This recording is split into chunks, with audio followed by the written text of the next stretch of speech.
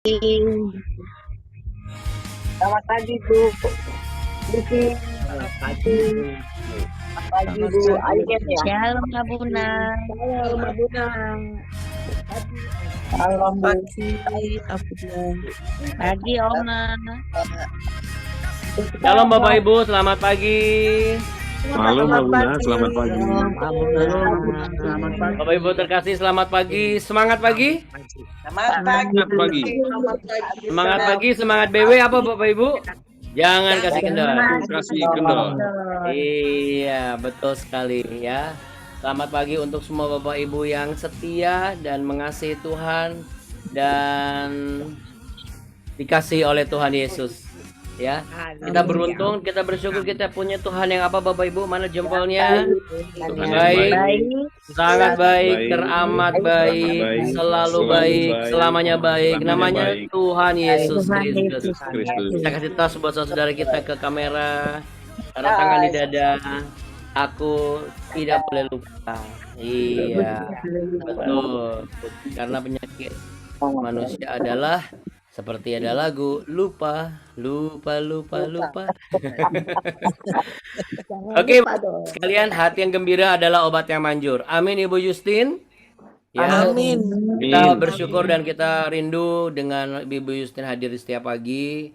Tidak hanya Ibu Justin, tapi kita semua, Bapak Ibu semua, tetap diperlengkapi dengan hati yang gembira. Sehingga apapun yang menjadi penyakit di dalam kehidupan kita atau tubuh kita, itu semua akan sirna oleh karena tubuh kita bereaksi dengan positif dan kuasa dari hadirat Tuhan juga bekerja secara aktif. Sehingga terjadi sinergi Bapak Ibu. Amin. Amin. Amin. Mari sama-sama yang sepakat kita satu dalam doa. Yuk, mari kita berdoa. Dalam nama Bapa, Anak dan Roh Kudus, di dalam nama Allah yang mulia, Allah yang hidup, Allah yang besar yang kami sembah, Yesus Kristus Tuhan namanya, yang telah menganugerahkan keselamatan dalam kehidupan orang percaya. Ya, kami bersyukur dan berterima kasih, kami bagian dari orang-orang yang Engkau letakkan anugerah yang tak terkira, yaitu keselamatan di dalam iman percaya Yesus Kristus Tuhan. Untuk itu kami merendahkan diri kami di hadapan tahta kasih karunia-Mu. Kami mau belajar tunduk kepada Engkau sebagai pemegang otoritas tertinggi di dalam kehidupan kami. Kami melepaskan pengampunan bagi orang-orang yang melakukan sesuatu yang buruk sengaja ataupun tidak. Kami juga mau berdamai dengan kehidupan kami. Kami mau berdamai dengan diri kami sendiri. Agar tidak ada celah bagi iblis untuk merusak pola pikir kami yang sudah benar. Tuhan, urapi kami semua, lawat kami semua karena kami yakin dan percaya di dalam lawatan hadirat-Mu ada kesembuhan, ada mujizat, ada damai sejahtera, ada sukacita yang berlimpah, dan ada jalan keluar yang terbaik. Bapa kami dalam surga, dikuduskanlah nama-Mu, datanglah kerajaan-Mu, dan jadilah kehendak-Mu di bumi seperti di surga. Berikanlah kami pada hari ini makanan kami yang secukupnya, dan ampunilah kami akan kesalahan kami, seperti kami juga mengampuni orang yang bersalah kepada kami. Dan janganlah membawa kami ke dalam pencobaan, tapi lepaskanlah kami daripada yang jahat. Karena Engkaulah yang punya kerajaan, kuasa, dan kemuliaan, kekal sampai selama-lamanya. Hanya di dalam berkat nama Tuhan Yesus Kristus dan pimpinan Allah Roh Kudus, kami siap untuk memulai pertemuan ini. Haleluya, sama-sama katakan amin. Amin. Amin. Baik, puji Tuhan Bapak Ibu sekalian ya.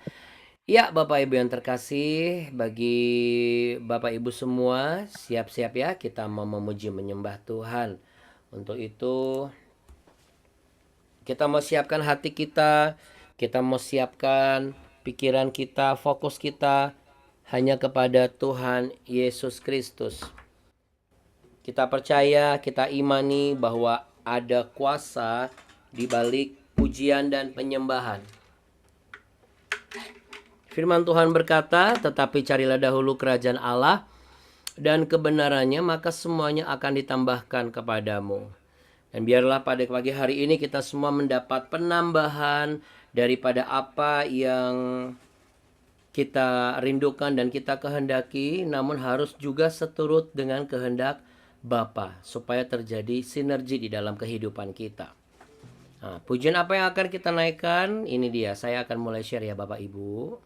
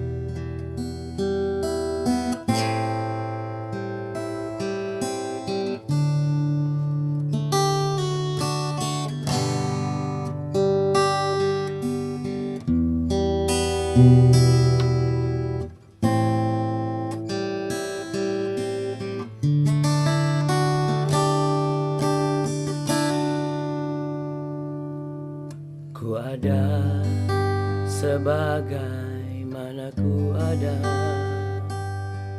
berdiri menghadap tatamu Bapa,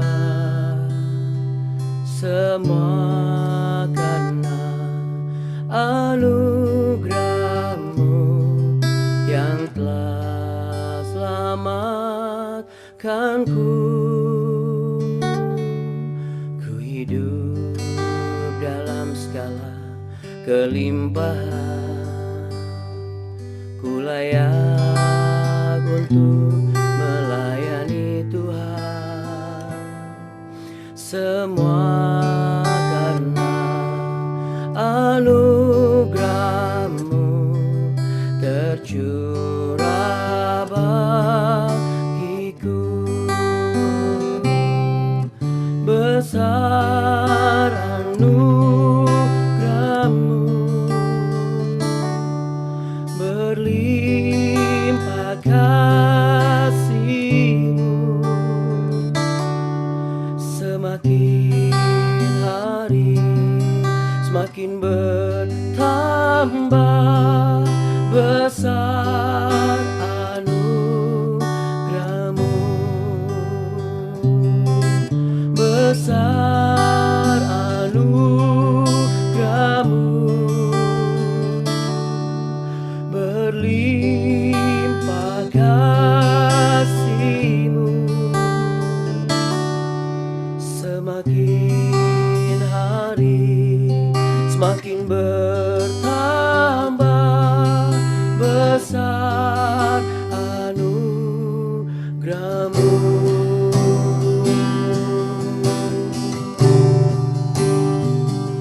Haleluya Tuhan, haleluya Yesus. Ku mau menyembah-Mu, ku mau memuliakan-Mu. Terima kasih Tuhan, terima kasih. Mari kita mengucap syukur di hadapan Tuhan Yesus. Terima kasih Yesus. Apapun keadaanku saat ini, aku percaya di balik pengucapan syukur ada mujizat. Terima kasih ya Tuhan Yesus.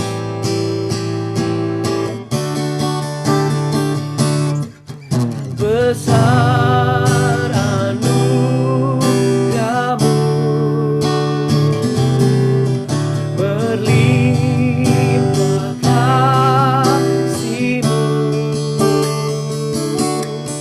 semakin hari semakin bertambah.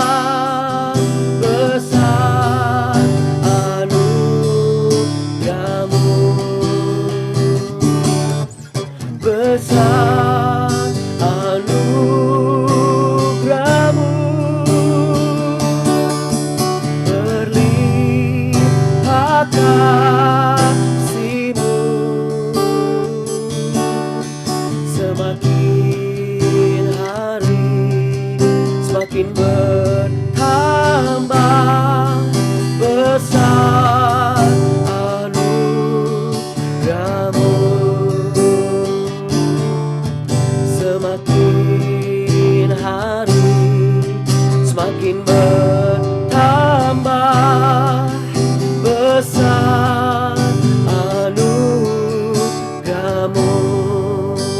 angkat tangan sama-sama.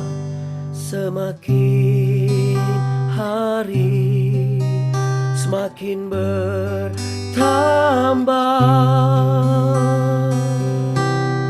besar anugerahmu, katakan bagiku, bagiku.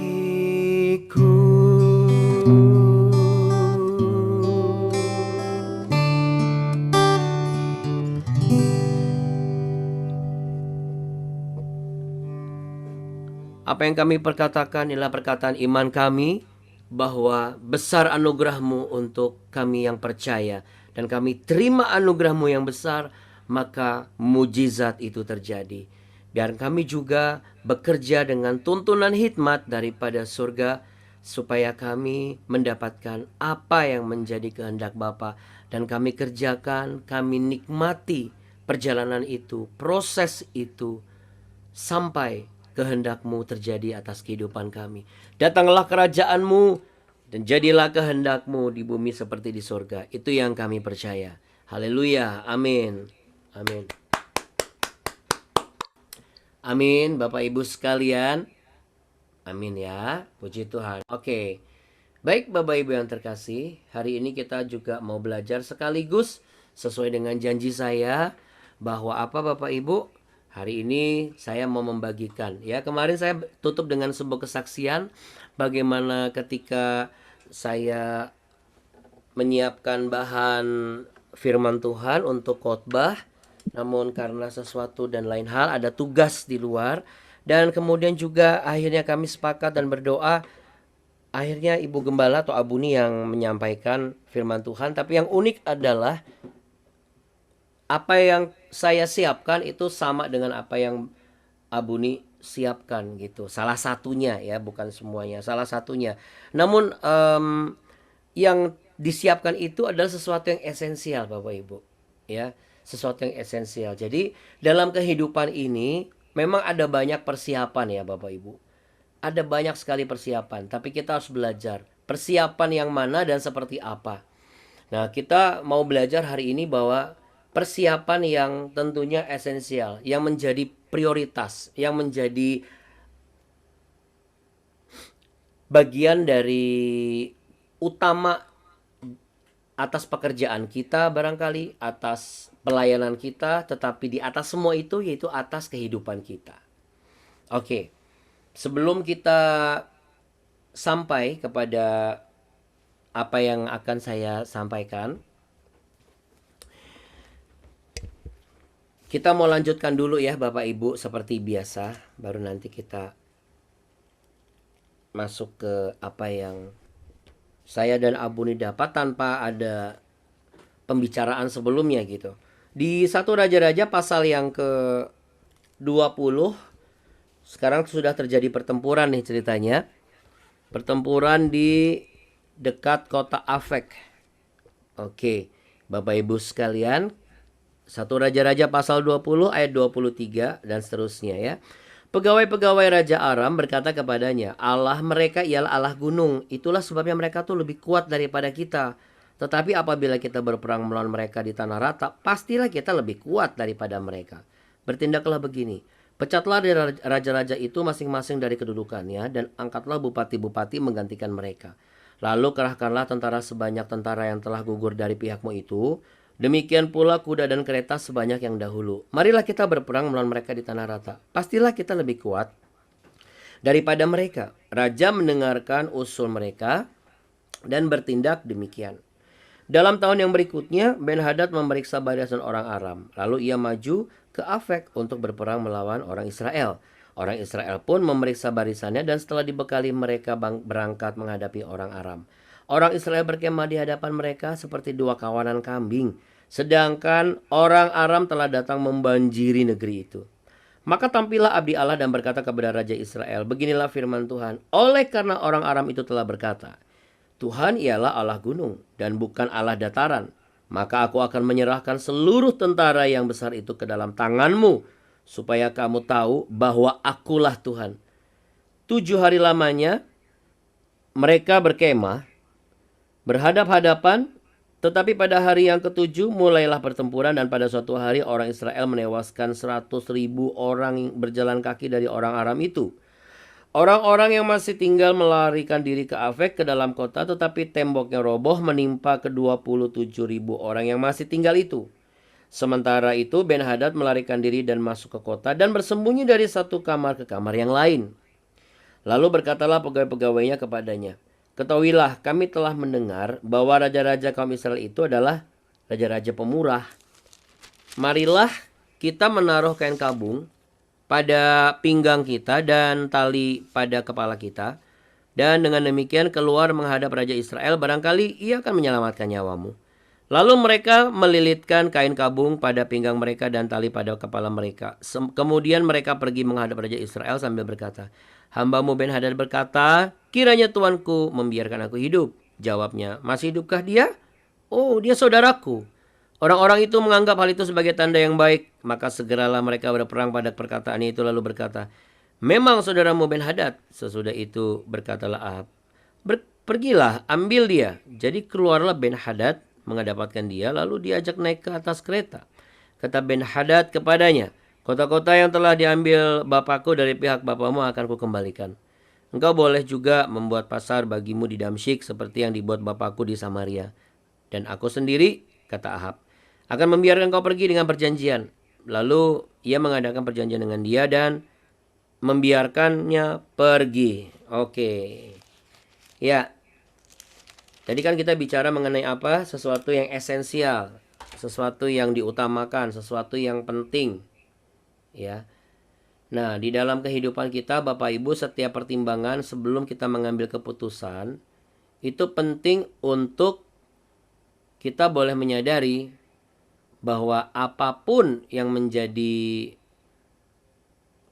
proses di dalam kehidupan kita, kita harus sadari ada intervensi daripada Allah. Ya, kemarin kan kita belajar bagaimana intervensi belas kasih Tuhan itu tetap hadir dan mengintervensi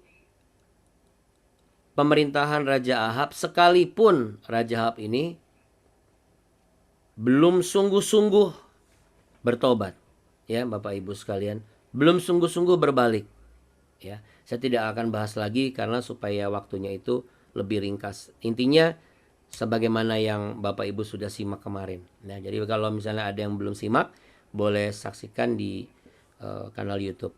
Oke, Bapak Ibu. Jadi ini ceritanya si Raja Aram ini melarikan diri. Kenapa? Karena prajuritnya itu dibantai oleh Israel. Apa yang kita pelajari di dalam kisah ini? Bapak Ibu bisa lihat bagaimana jumlah musuhnya orang Israel itu sudah saking banyaknya, dikatakan membanjiri. Ya, itu saking banyaknya. Ya. Sedangkan gambaran pasukan atau kawanan bangsa Israel ini bisa digambarkan cuma sebagai 2 kawanan kambing.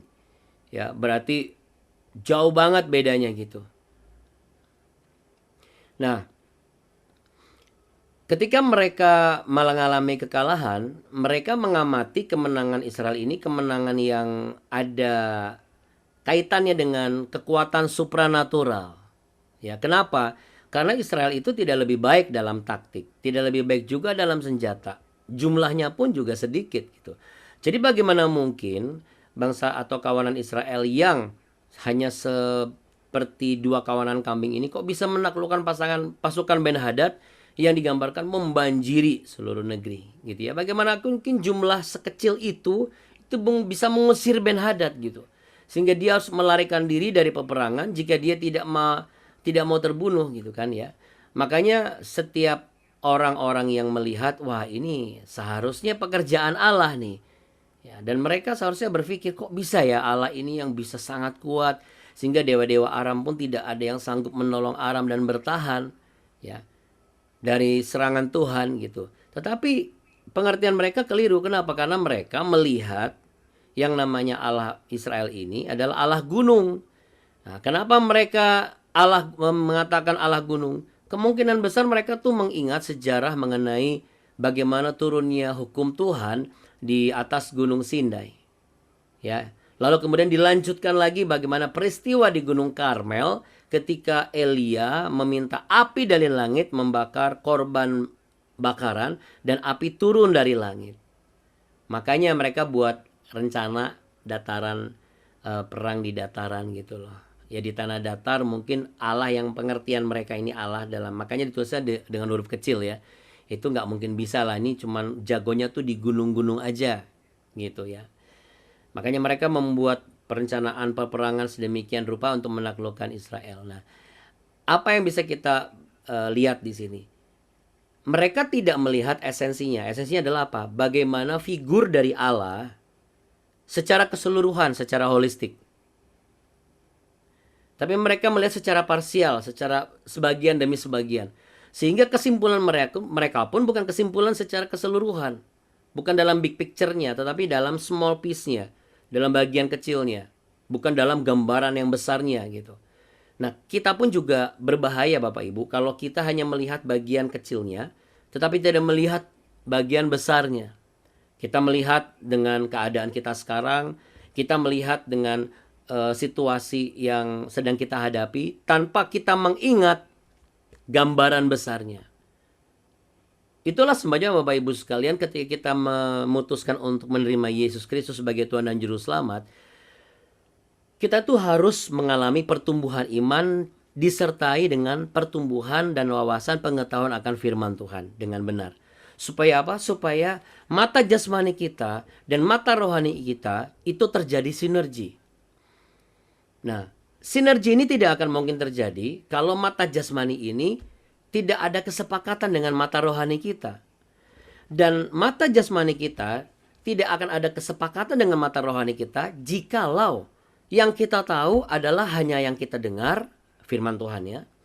Lalu kemudian yang kita tahu adalah hanya yang kita lihat, firman Tuhan ya. Mungkin lihat dari sosmed atau lain sebagainya. Tetapi kita tidak mengetahui, tidak mempelajari, tidak memahami, dan ini yang paling bahaya, tidak mengalaminya. Tetapi kita tidak akan mungkin mengalami firman Tuhan kalau kita pun juga tidak melakukan firman Tuhan. Nah, ini penyakitnya. Jadi kalau kita hari-hari ini merindukan mengalami yang namanya Tuhan, mengalami yang namanya firman Tuhan, mengalami yang namanya janji Tuhan, kita harus apa Bapak Ibu? Kita harus melakukan firman Tuhan. Dan kita untuk bisa melakukan firman Tuhan harus tahu firman Tuhan mana yang harus kita lakukan. Jadi bukan hanya terus menerus dengan apa yang kita lihat. Kita lihat itu apa maksudnya Abuna? Ya kita lihat sebatas apa yang kita dengar di gereja, khotbah pendeta A, khotbah pastor B, lalu kemudian kita ikuti. Tapi kita sendiri nggak pernah yang namanya menelusuri, kita sendiri nggak pernah yang namanya belajar, dan kita sendiri nggak pernah yang namanya bertumbuh. Apa yang terjadi Abuna kalau ini saya biarkan? Kita akan terjebak dalam pola pikir yang memutlakkan diri, tetapi tanpa adanya penyelidikan atau menyelidiki. Apakah pola pikir ini sesuai dengan kenyataan yang sebenarnya atau tidak? Nanti terjebaknya seperti musuh-musuhnya Israel ini. Bahwa ini Allahnya hebat nih, tapi Allahnya cuma Allah gunung aja. Nanti kita terjebak nih Bapak Ibu dengan pola pikir begini. Oh iya saya percaya dengan Tuhan Yesus, tapi Tuhan Yesus itu kan Tuhannya orang Kristen. Ini keliru ya Bapak Ibu ya. Saya mohon izin maaf ya. Oh itu Tuhan Yesus itu Tuhannya orang Kristen karismatik. Oh cuma Tuhannya orang Kristen ini, aliran-aliran ini. Kita harus berubah. Setia boleh. Teguh dalam pendirian harus. Tapi jangan di small piece-nya. Jangan tokoh manusianya. Jangan organisasinya. Yang sering terjadi adalah kita tuh meletakkan iman yang teguh, pendirian yang kuat. Tetapi apa? Sudahlah, dari dulu nih, saya, nenek moyang saya, mama saya, papa saya, itu sudah ngikut begini. Sampai kapanpun, pokoknya saya begini. Tapi tidak pernah yang namanya bertumbuh. Jadi kalau misalnya saya buka lagi secara konteks umum, katakanlah begini, bukan Kristen. Katakanlah dengan pengertian bahwa apapun keadaanmu dan kepercayaanmu, katakanlah begitu ya. Coba pelajari. Jangan cuma ikut-ikutan. Jangan gagah-gagahan mengatakan bahwa saya pegang nih dari dulu emak saya, bapak saya tuh begini alirannya. Tunggu dulu, bertumbuh nggak? Pelajari nggak kitabnya? Bertumbuh nggak? Mengalami nggak apa yang dikatakan di dalam kitabnya? Nah, kalau misalnya nggak bertumbuh, nggak mengalami, setelah Anda pelajari, berarti Anda juga harus cerdas. Ketika Anda juga cari kerja, Anda coba cari kerja, tapi cari kerja, dapat kerja, tapi pekerjaan di sini tuh nggak sesuai dengan kapasitas saudara. Potensi Anda tidak berkembang, cuma mengandalkan gaji. Udah gitu, Anda jadi orang yang paling bodoh. Karena apa? Karena Anda tidak mengalami yang namanya pertumbuhan. Anda seperti katak dalam tempurung. Ya Anda harus keluar dong. Nah, untuk bisa mendapatkan itu, setiap orang harus rela menghadapi proses yang dikatakan sebagai ujian. Seharusnya di peristiwa ini ya Bapak Ibu, karena kita sudah sampai di ayat yang terakhir 34. Seharusnya tuh Raja Ahab itu jangan langsung sembarangan ngomong, "Oh, dia saudaraku." Langsung diampuni. Kenapa Abuna? Dia lupa dia harusnya nanya sama abdi Allah minimal. Dia lupa dia harusnya nanya sama apa? Sama Allah langsung. Atau dia seharusnya bisa mencari tahu bagaimana supaya saya bisa mengetahui kalau ketemu sama Raja Ben-Hadad itu dia tuh bakal diampuni atau bakal dibunuh, dimusnahkan keluarganya, kan gitu kan. Tapi Ahab enggak. Ahab memilih mengambil keputusan sendiri. Karena bagi dia yang esensi itu adalah pemerintahan kerajaannya itu harus tetap ada dan berkembang. Dan itu tidak bisa terjadi tanpa dia menjalin relasi politik dengan raja yang seharusnya mungkin kehendak Allah adalah ini ditumpas sampai ke akar-akarnya. Apa hubungannya dengan kehidupan saya, Bun? Sama Bapak Ibu. Ketika Anda nih memutuskan untuk berhenti dari dosa, memutuskan untuk berhenti dari kejahatan, pertanyaan yang harus ada di dalam diri saudara adalah, apakah saya sudah berhenti atau saya benar-benar tumpas kejahatan saya?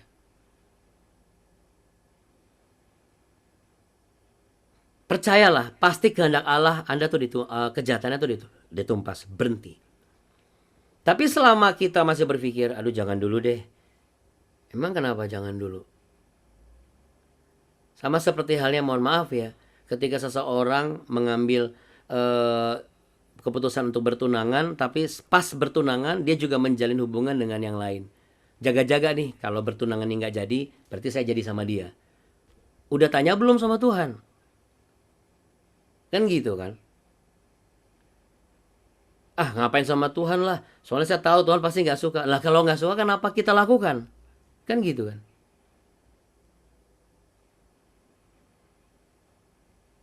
Kenapa? Karena kita selalu memandang itu small piece-nya.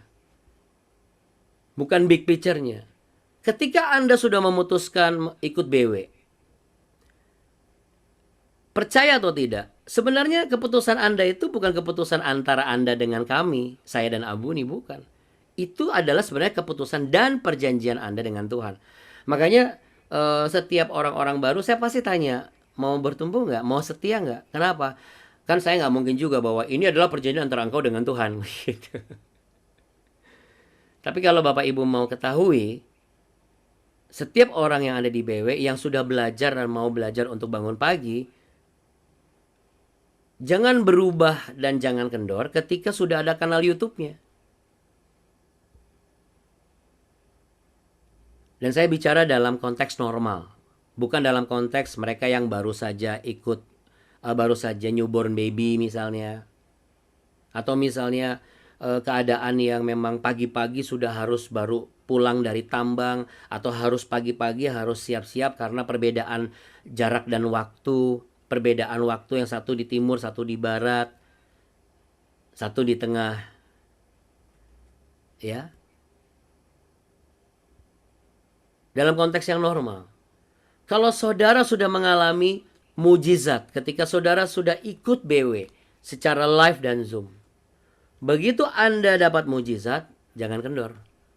Kalau saudara mengalami dan mendapatkan apa yang saudara minta melalui pertemuan di pagi, lalu kemudian saudara mendapatkannya, jangan kendor. Kalau saudara kendor, nanti saudara menjauh. Kalau saudara menjauh, nanti saudara menghilang. Kalau saudara menghilang, kan sayang Bapak Ibu. Akhirnya harusnya terjadi sinergi antara kehidupan kita dan kehendak Bapa. Ahab ini tidak mengalami yang namanya sinergi antara bagaimana Allah sudah menolong dia gitu loh. Dia hanya melihat bagian kecilnya aja. Ini relasi politik ini harus dilakukan oleh raja yang saya tumpas. Dia tidak melihat secara holistik bagaimana dia itu seperti dua kawanan domba atau dua kawanan kambing, sedangkan musuhnya itu membanjiri negeri dan dia bisa mengalahkan itu. Jadi saya nggak tahu apakah termasuk orang yang dablek, atau nggak tahu, atau pura-pura nggak tahu, atau nggak mau tahu gitu. Padahal Tuhan sudah mengatakan melalui abdinya, supaya kamu tahu, akulah Allah. Ahab tidak menyadari bahwa dia tuh sedang diberkati Tuhan. Ahab tidak menyadari bahwa seharusnya sebagai pimpinan, sebagai seorang pemimpin yang dilihat orang, dia merangkul orang-orang di sekitarnya bukan dengan memberikan kepada orang-orang di sekitarnya yang mereka sukai, yaitu menyembah Baal. Nah, ada berapa banyak di antara kita juga demi merangkul karyawan, demi merangkul pasangan, demi merangkul untuk menjadikan sebagai pasangan hidup, kita memberikan apa yang mereka sukai, sedangkan hati nurani kecil kita mengatakan, sebenarnya ini salah. Berapa banyak juga kita orang tua, hanya untuk merangkul hati anak-anak, kita kasih terus apa yang mereka mau, tanpa kita menyadari bahwa sebenarnya ketika kita beri, ini sebenarnya sesuai dengan enggak ya dengan norma dan etika sebagai orang tua? Mulai dari situ dulu aja. Tapi ada berapa banyak sih? Apa contohnya Abuna? Contohnya adalah waktu saya kemarin itu ada kegiatan, saya kaget Bapak Ibu, anaknya itu di baby stroller, baby walker maksud saya, di baby walker, baby walker, baby stroller ya, baby stroller ya kalau kereta ya, ya baby stroller. Mungkin anaknya usianya mungkin sekitar 1 tahun lewat lah, atau pas 1 tahun gitu. Anda mau tahu nggak? Anaknya itu sudah pegang handphone, dan handphonenya itu handphone punya dia sendiri. Dan ketika saya sapa, langsung anaknya nangis. Jadi kalau saya bayangkan di atas kepala dia, kalau kita baca komik tuh ada bubble langsung bilang, lu ganggu gue lagi nonton film yang gue suka. Dan tahu nggak ngapain Bapak Ibu? Dia tuh lagi scroll YouTube. Bayangkan, belum genap 2 tahun, anaknya sudah dikasih itu. Mungkin ada berapa banyak di antara kita juga, itu sebagian kecil ya Bapak Ibu. Kita cuma lihat yang penting anakku diam, jangan ganggu. Anda tidak melihat secara holistik, keseluruhan. Bagaimana kalau saya beri anak ini sekarang, ini dampaknya begitu usia 3, 4, 5, 6, 7, 8. Makin gak percaya, makin gak nurut, kecuali apa yang maunya dia sendiri. Karena apa saudara? Karena dia tumbuh dengan apa yang ada di tangannya. Bukan tumbuh dari apa yang kita berikan dari tangan kita. Kalau orang percaya, kaya, diberkati, tetapi tidak menyadari oleh karena suapan tangan Tuhan ke kehidupannya, maka selama itu pula orang percaya itu hanya melihat keberhasilannya ini adalah keberhasilan yang memang harus berhasil memang. Emang niatnya atau nasibnya itu emang harus berhasil gitu. Dia tidak melihat faktor Tuhan ya. Karena dia tidak merasakan bagaimana suapan tangan Tuhan itu memberkati dia. Jadi kalau misalnya kita sakit, kita kekurangan, kalau kita ini tidak dekat dengan Tuhan ya, biasanya orangnya nggak akan pernah mau berdoa. Berdoa itu urusan pendeta. Berdoa itu nanti kalau nunggu kalau saya udah mau dipanggil Tuhan. Nah, ini harus diberubah. Inilah pemikiran yang tidak secara holistik. Sebagai contoh lagi, kalau saya berangkat hari ini, kalau saya tidak melihat secara holistik, nanti saya yang akan kena dampaknya. Jadi ketika Anda hari ini sebelum Anda berkegiatan, Bapak Ibu yang terkasih, coba pikirkan baik-baik. Anda jangan hanya memikirkan sekarang saja. Tetapi pikirkan secara keseluruhan. Mungkin ketika kita mempelajari secara keseluruhan dan kita juga meminta hikmat daripada Tuhan dan memang Tuhan meletakkan sesuatu. Apa itu? Kok nggak damai sejahtera ya kalau saya bikin begini? Berarti jangan diikutin yang nggak damai sejahteranya, Bapak Ibu. Jangan membenarkan keputusan Anda sendiri. Ahab ini membenarkan keputusan dia sendiri. Ahab tidak menyadari bagaimana Tuhan itu menyertai dia. Karena dia apa? Dia merasa bahwa wajar kok yang diterima dia kemenangan itu, yang dia raih itu wajar. Kenapa? Kan saya raja. Dan kalau saya mengampuni Ben-Hadad, wajar dong.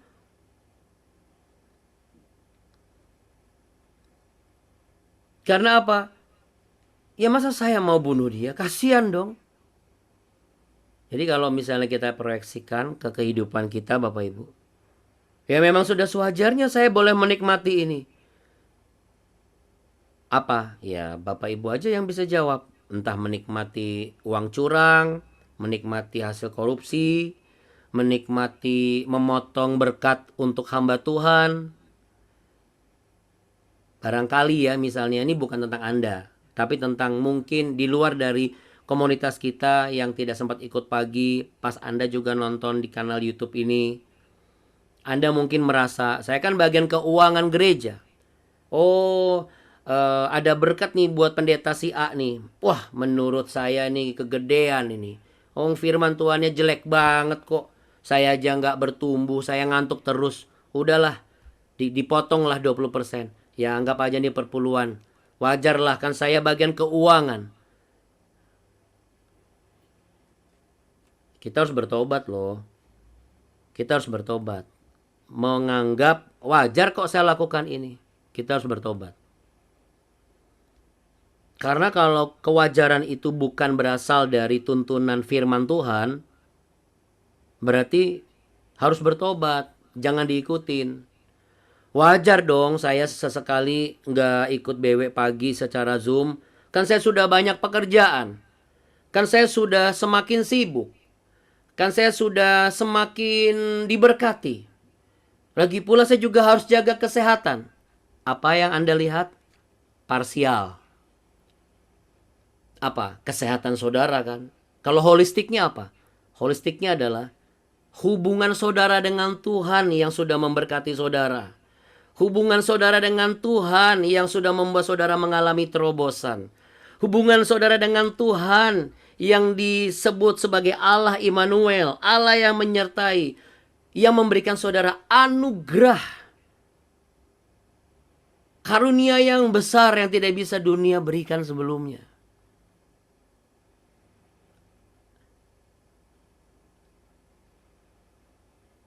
Tipikal orang-orang yang seperti Ahab, kalau saya boleh artikan ya, ini adalah orang-orang yang ya tidak tahu bersyukur. Kalau bahasa langsungnya atau ya kerasnya itu tidak tahu diri gitu. Kenapa? Karena orang-orang ini terus merasa diri mereka itu layak untuk mendapatkan apa yang mereka dapatkan. Tapi kalau ditelusuri lebih dalam sebenarnya nggak demikian.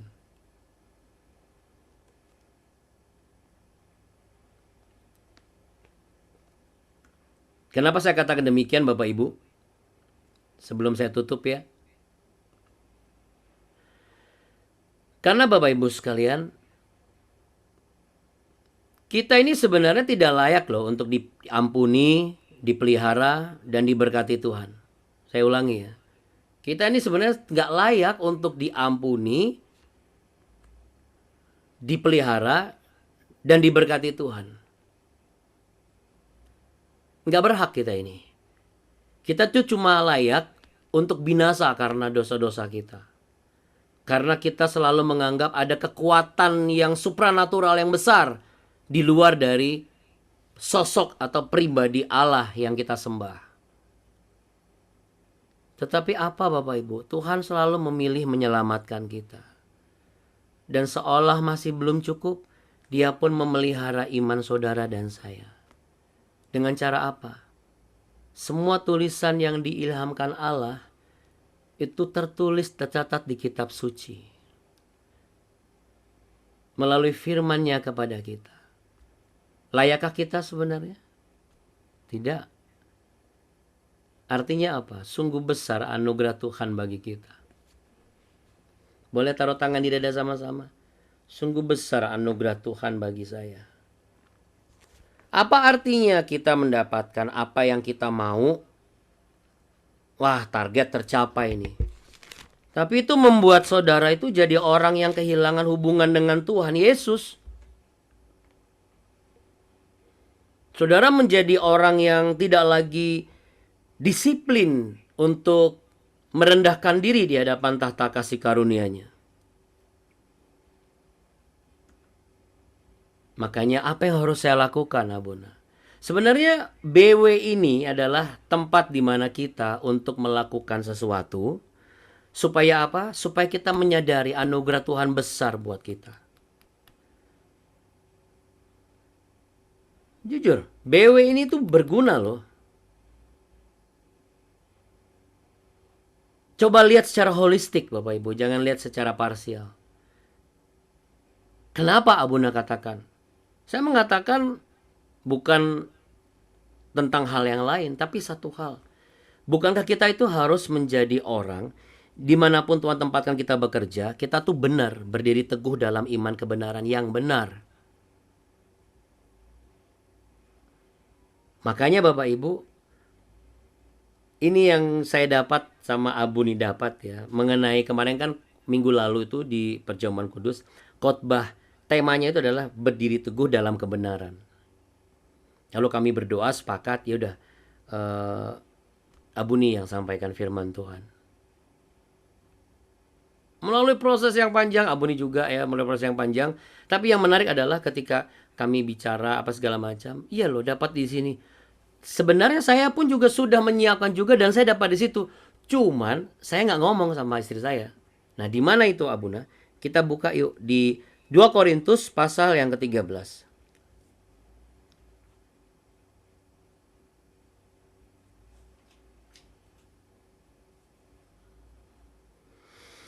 2 Korintus pasal 13 ayat yang ke-5.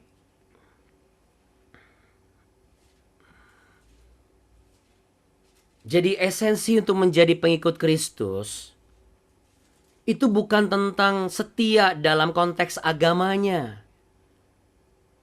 konteks organisasinya, setia dengan konteks kegiatan gerejawinya. Itu parsial Bapak Ibu. Hanya sebagian kecil dari kehidupan kita sebagai orang percaya. Jadi apa Buna? Kita lihat ya. 1, 2, 3. Ujilah dirimu sendiri. Apakah kamu tetap tegak di dalam iman? Selidikilah dirimu. Apakah kamu tidak yakin akan dirimu bahwa Kristus Yesus ada di dalam diri kamu? Sebab jika tidak demikian, kamu tidak tahan uji. Nah, mari kita harus menyadari nih. Kita ini di dalam diri kita ini yakin gak dikuasai oleh Kristus Yesus? Itu holistik. Karena orang-orang di organisasi, kegiatan pelayanan, kegiatan bakti sosial itu cuma parsial. Tapi bagaimana dengan iman kita di dalam Kristus Yesus Tuhan sampai hari ini? Dan semua itu hanya bisa terjawab ketika itu sudah teruji. Jadi inilah saatnya saudara dan saya menguji diri kita masing-masing. Itu sebabnya saya katakan, ketika saudara sebelum ikut BW, seperti apa cara mengujinya? Lalu pas pertama kali ikut BW, seperti apa? Lalu ketika terus masih setia ikut BW, seperti apa? Dan ketika saudara mulai bolong-bolong, bahkan hampir sudah nggak pernah lagi ikut BW, kehidupanmu seperti apa? Tapi sekali lagi, ini bukan tentang BW-nya.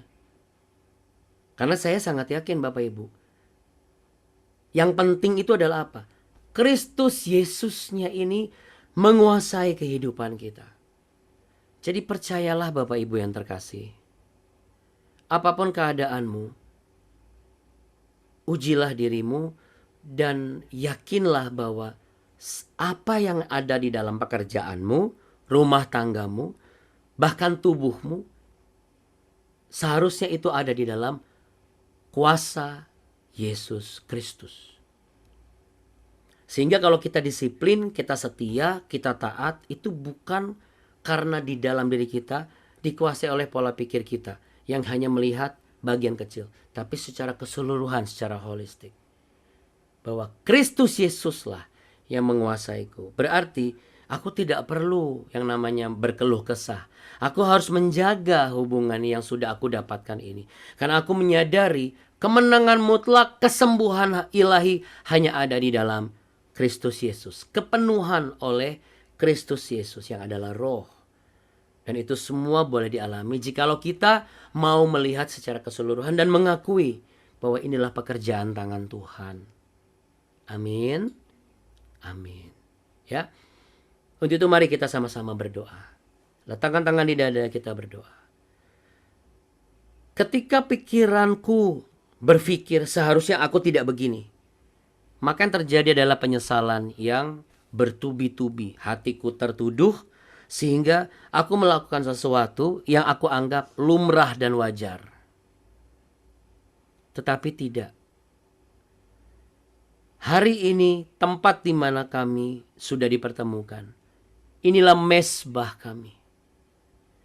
Inilah tata kasih karunia-Mu ya Tuhan. Dan kami mau merendahkan diri kami untuk kami boleh tunduk kepada otoritas kasih karunia Tuhan. Otoritas kuasa Tuhan. Kami mau menguji diri kami. Supaya kami sebagai orang tua, sebagai orang percaya, sebagai suami, sebagai istri, sebagai anak, sebagai mertua, sebagai menantu, sebagai pimpinan perusahaan, sebagai karyawan, sebagai pelayan Tuhan, sebagai hamba Tuhan, kami menyadari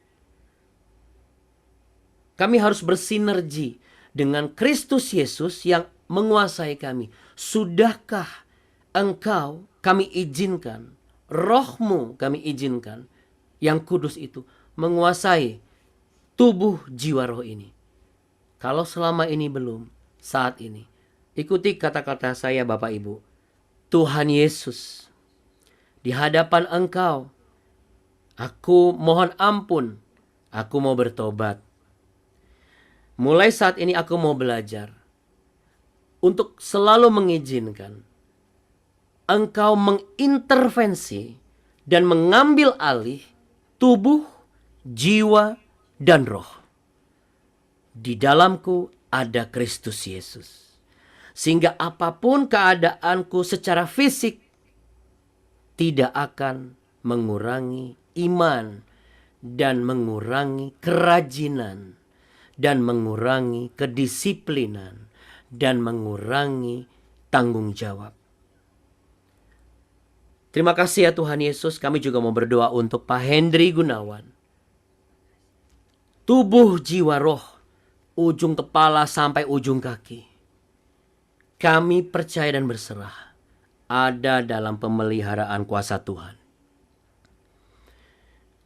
Biarlah apapun yang terjadi secara manusia itu tidak akan mengurangi keyakinan di hadapan Engkau. Karena apapun yang sedang dialami, Kristus Yesus ada di dalam diri Pak Hendri Gunawan terkasih. Pemulihan, kesehatan, kekuatan itu ada karena Kristus Yesuslah yang menguasainya. Kami juga berdoa untuk Bu Yustin. Kalau Bu Yustin sekalipun masih terbaring, tubuh Bu Yustin masih seakan-akan belum pulih secara sempurna dan total. Ada hal-hal yang tak terduga terjadi dan itu semua boleh kami percaya Tuhan mengizinkan. Dan mulai saat ini biarlah Ibu Yustin juga boleh menguji dirinya. Karena kami percaya Kristus Yesus ada di dalam diri, tubuh, jiwa, roh Ibu Yustin. Dan kami semua Tuhan, kami semua mengalami Kristus Yesus. Engkau ada di dalam tubuh, jiwa, dan roh kami. Engkau ada di dalam rumah tangga kami, keluarga kami, tanggung jawab kami, pekerjaan kami. Karena bagaimanapun juga kemenangan itu bukan dari hasil kerja keras kami, tapi itu semua pemberian dari tangan Tuhan. Berkat yang kami terima, yang kami nikmati, itu bukan hasil dari keringat kami, tetapi itu adalah hasil dari suapan tangan kasih Tuhan. Dan kami percaya berkat itu juga yang akan kami terima. Untuk itu Bapak Ibu sekalian, bukalah dan arahkanlah hati dan pikiranmu dan imanmu kepada salib Kristus.